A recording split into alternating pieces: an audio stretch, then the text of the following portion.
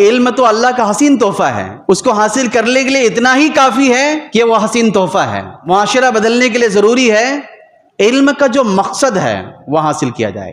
ہم نے علم کو بانٹ دیا، ہم نے یہ کہا کہ یہ دینی علم ہے، یہ عصری علم ہے، یہ اسکول ہے یا دین کی تعلیم نہیں ہونی چاہیے، یہ مدرسہ ہے یا دنیا کی تعلیم نہیں ہونی چاہیے۔ ہم نے اس تعلیم کو بانٹ دیا۔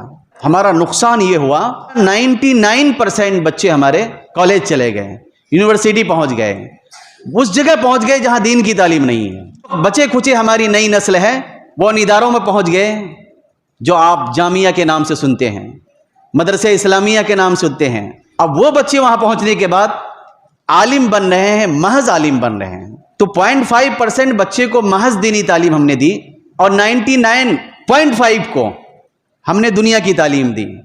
ہم نے تعلیم کو بانٹ دی، جس کی وجہ سے دینی تعلیم کے وقت گھٹتی گئی اور یہاں تک پہنچے کہ 0.5 پر پہنچ گئے ہم۔